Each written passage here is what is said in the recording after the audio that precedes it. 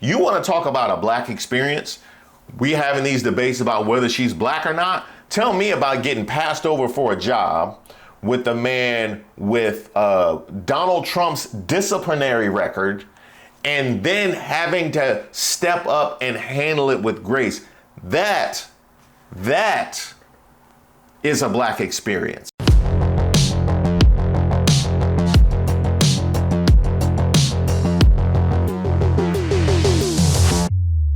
Hey, thanks to all of our subscribers and all of our new members here on the channel. My name is Reese Waters and I'm troubled.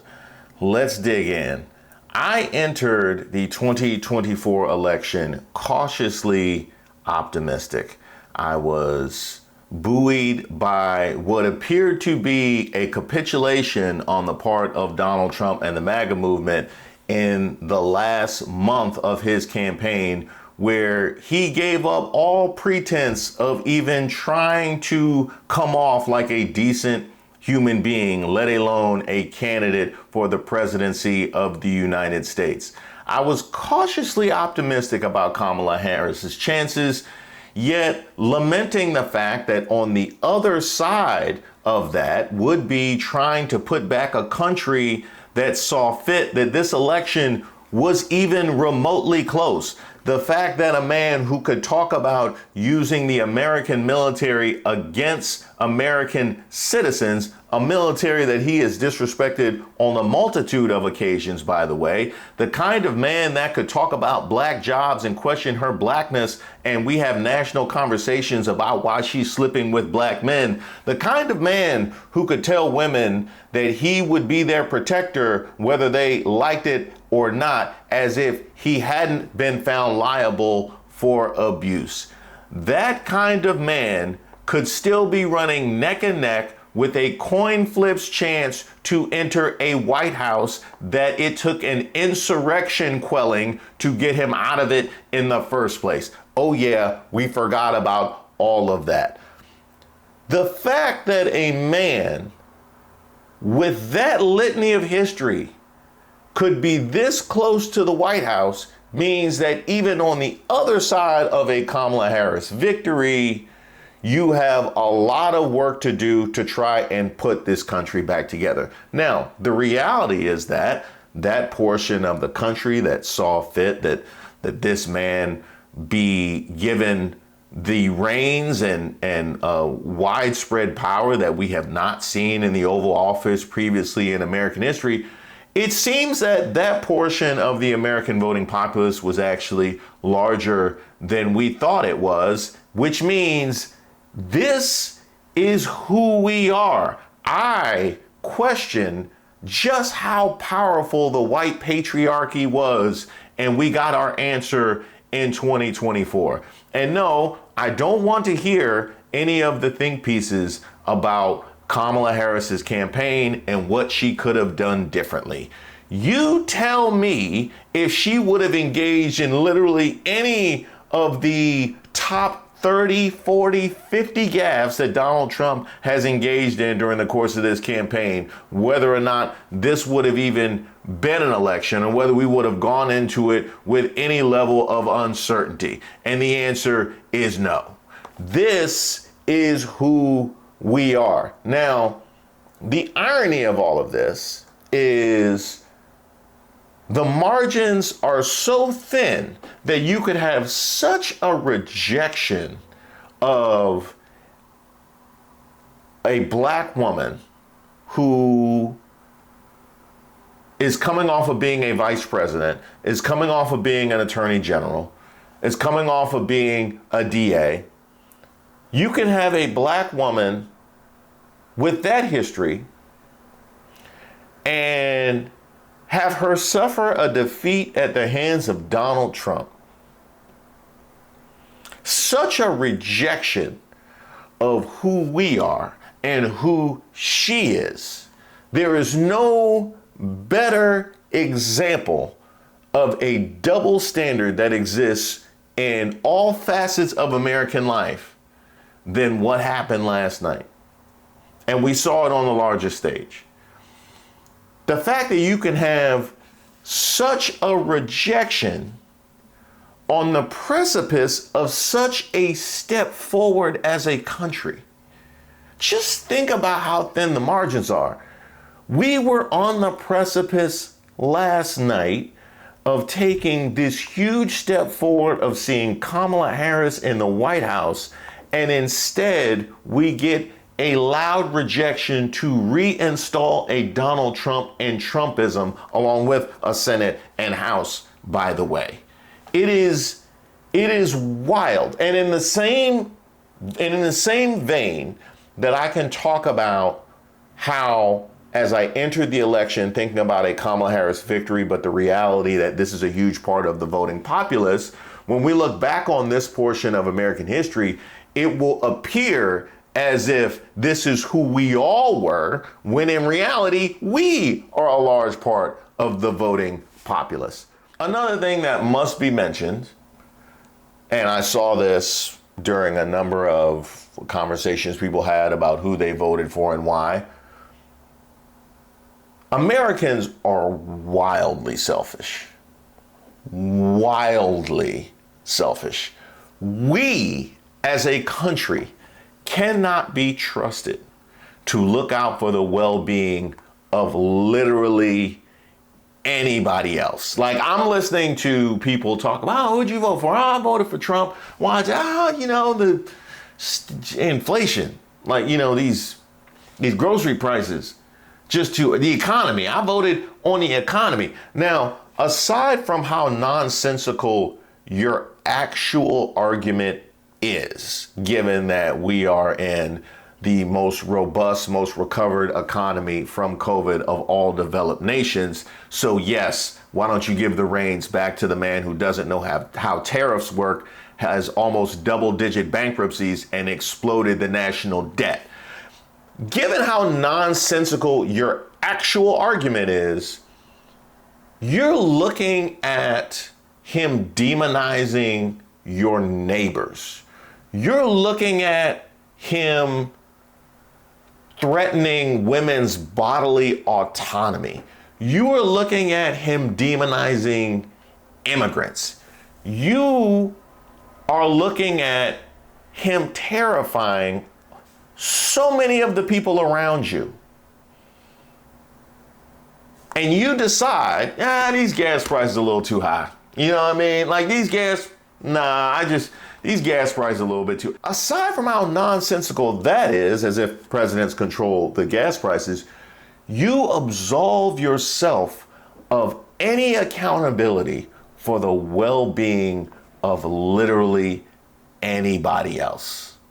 That is who we are. And in some cases, like in the case of the women MAGA movement or the white voters without a college degree, we won't even do the thing in our own best interest, just make us feel better than all the rest of them. We're not even going to be selfish, right? Now, I texted my mother, actually, because for all you guys that are members, I posted a video about my daughter and her watching Kamala Harris speak and how I was touched by that.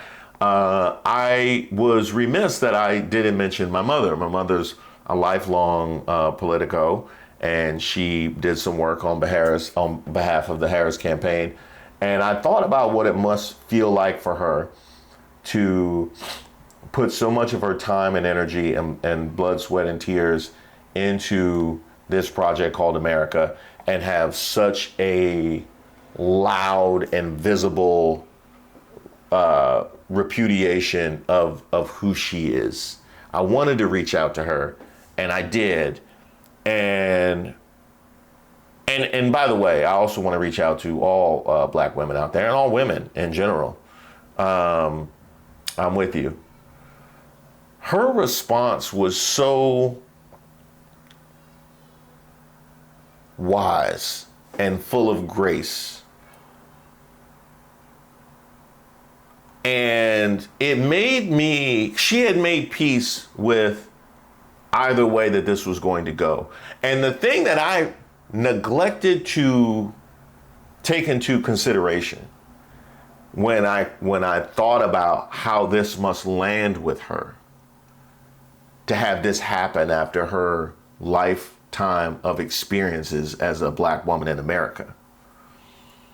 Is she has a lifelong of experiences as a black woman in America. She's been through this. She knows all about how America can be, to the point where you can have a man lean into literally the worst parts of our nature, still be found fit for the highest office. And she can accept that with grace. And that is exactly what I saw from Kamala Harris in her concession speech, was the same kind of grace. You want to talk about a black experience? We having these debates about whether she's black or not. Tell me about getting passed over for a job with a man with Donald Trump's disciplinary record and then having to step up and handle it with grace. That is a black experience right there. What watching Kamala showed me, what talking to my mother showed me, are the levels of humanity that we see at play in American life. They are being tasked with having to swallow losing an election to Donald Trump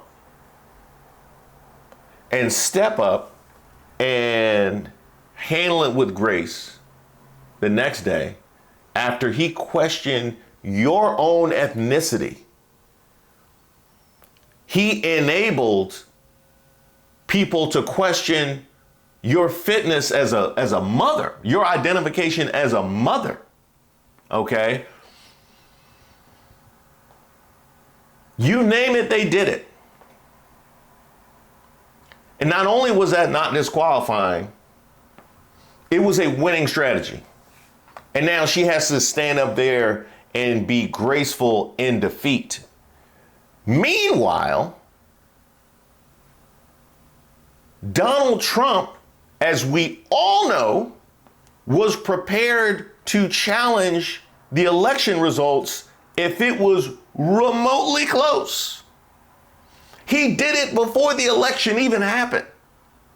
The man who was gifted $400 million and has gone through his entire life up until recently with almost no accountability, was willing to challenge the results of the election. But the woman who has had to duck and dodge and deal with this litany of racist, sexist, and offensive incoming, in addition to all the lies. Oh, you lied about the hurricane? Just throw that on top of there.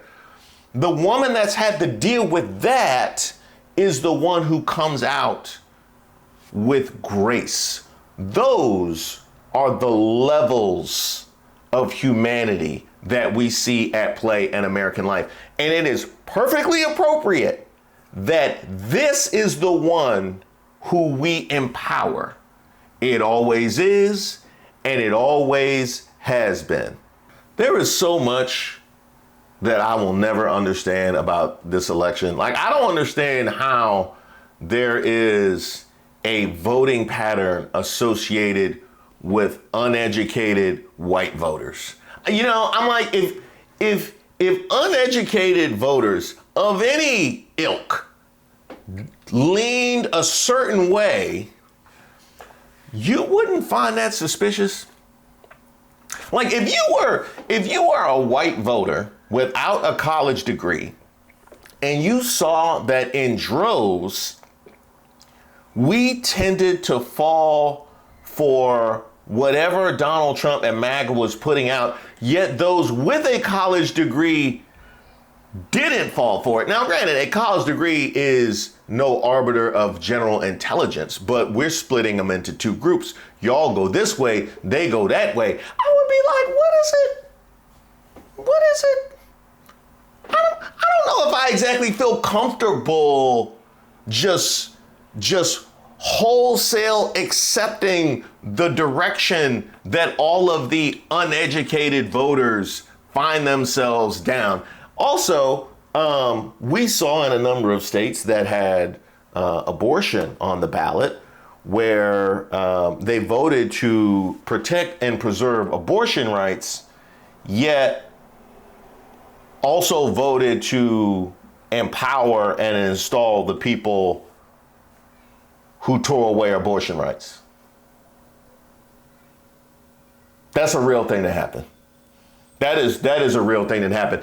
And while we're talking about things I will never understand, Latino voters. There isn't a single attack, be it DEI, be it she didn't earn it, be it Real American. There isn't a single attack, black jobs. There isn't a single attack that black people have been subjected to during the course of this campaign that doesn't also apply to you. Not one. And in addition to that, you get the whole demonization of migrants. They literally were holding mass deportation signs at the RNC. If that isn't enough to secure a pretty strong and consistent Democratic voting pattern, what exactly is it that was the problem? Because we had all these conversations about black men and them not supporting Kamala Harris. When do we start having the conversations about the Latino men? And no, I'm not going to bring up the one comedian who said the one thing, because they've been saying stuff like that for literally years. So I'm trying to understand exactly where we stand right now in the Black-Brown coalition, where you can hear all of that. You can hear all of that. Literally be fully clear on how they feel about you. I mean, we got all types of Karen videos all floating all over the internet with people dropping slurs on both of us, but only one of us has the go back to your country kind. That's only one of us has a go back to your country kind. You have all of that. Speak English here. You have all of that. And you couldn't see fit to divorce yourself from the white patriarchy. What's happening? What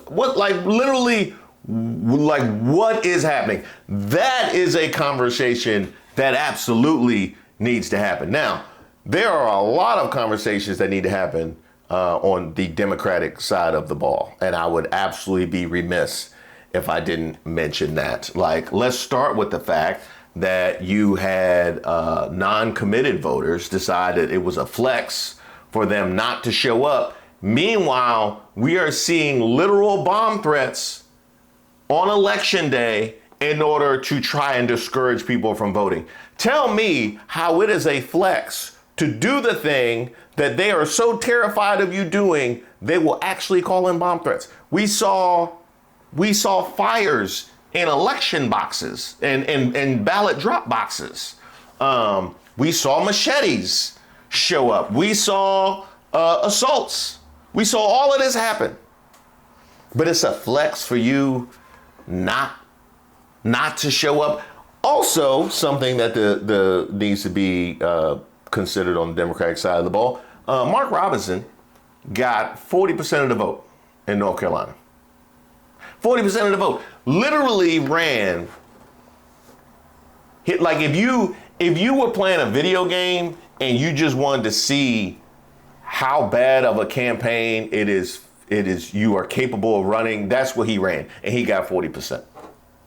What that means to me, if you are on the Democratic side of the ball, is these things that we thought were so punitive and disqualifying apparently no longer are. That is the game that we're playing right now. Welcome to it. How is it that literally up until election day, Kamala Harris and the Democrats can be simultaneously accused of being anti-Semitic and also accountable and responsible for the Palestinian condition in Gaza. To the point where you have people not showing up to the polls. You have Arab groups not showing up to the polls, but then Jewish groups calling you anti-Semitic. The fact that you can allow both of those narratives simultaneously is malpractice. You had people telling you that they couldn't support the Democrats because of trans rights or LGBTQ, yet you have people, the progressive flank, saying that they're not progressive enough, they have run to the right. Figure it out. Figure it out. Because though all of that happening taking all of those attacks simultaneously is absolute malpractice. And it has gone on entirely too long. The last thing that must be pondered on the Democratic side of the ball is, at least when it comes to this election, this was not Kamala Harris's loss. Kamala Harris was the interim coach that got called in week 7 in order to coach out the rest of the season. Let's not forget, this was a 100-day campaign. Let's not forget that. I told anybody that would listen, the moment I exhaled after Joe Biden won the 2020 election, y'all got 3 years. You got 3 years in order to find who's going to run in 2024. Between Joe Biden and the Democratic establishment, y'all can squabble over who gets what percentage of the blame. But it's going to be 100 between you. It's going to be 100. The fact that you ended up in this position when you had 4 years and forced her to have to do a 100-day campaign is absolutely disgusting. And yes, as many great things as I think Joe Biden has done for the country during his tenure, which I feel like is wildly underrated, that has to be a part of his legacy. It has to be. It has to be a part of his legacy. The current state of the Democratic Party and this 2024 loss has to be a part of his legacy. No different than Ruth Bader Ginsburg deciding she didn't want to retire and us having a seat be flipped. It doesn't undo the great that she did. That's a part of the story. That is no question. It is a part of the story. Now, when it comes to where I'm at with this whole thing and you know, maybe larger question with America, I can think of 2 other times that I have been this disgusted with America. 2000 and 2016. In the year 2000, with everything that happened down in Florida, with Al Gore and W, and man, how things might have been different had that election been adjudicated differently. I don't know. Maybe I wouldn't know what a WMD was. In 2000, I was so disgusted with everything that happened. I wanted nothing to do with politics. I literally ran away from it as far away as literally left DC. Like I was through with politics. Like I wanted nothing to do with it. As I mentioned, my mother's been in politics for a long time. I grew up around it. I feel very comfortable around it. I understand it, I think, reasonably well. But I wanted nothing to do with it after what happened in 2000. In 2016, I had reached as far away from it as I could go. I was talking about sports for a living. I was actually on the radio during the 2016 election having to, and the mandate was you could not mention politics. You could not mention the election. We were literally talking about LeBron James rebounding tear, okay, while Hillary Clinton lost that election in 2016. And I'll never forget the feeling of just futility in my own time and energy and life force. I'm like, what am I doing? What am I doing? You know what I mean? I'm over here talking about Klay Thompson while Donald Trump just entered the White House, just won the presidency. And from 2016 to 2024, I obviously have made my way outside of the locker room and into this space, so that when this happens in 2024, I'm thinking about if I was where I was in 2016, I knew I wanted nothing more than to just scream and shout about this all day, every day. Like, this is just, this was the only thing that was on my mind. I just didn't have an outlet for it. Well, last year, when I decided I wanted to reboot this channel and start giving you guys content from my perspective, but also allow us to have a dialogue, try and elevate people's awareness of some of the things that are going on that they may not be aware of, try and communicate it in a way that's palatable, that can break through. When I decided that this was how I wanted to spend my time, it wasn't with the thought that something like this might be on the horizon, but something like this being on the horizon means I'm absolutely where I need to be. I am absolutely where I need to be. And there is so much work to be done.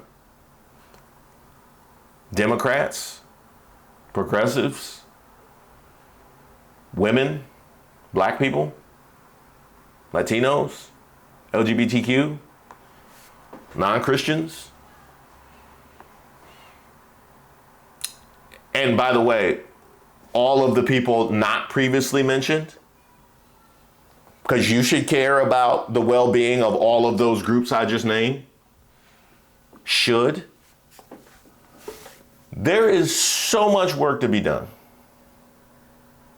And I think about all of the history that we have behind us for how hard people have fought, and all of the L's they must have taken, all of the moments of despair, all of the moments where things look absolutely lost.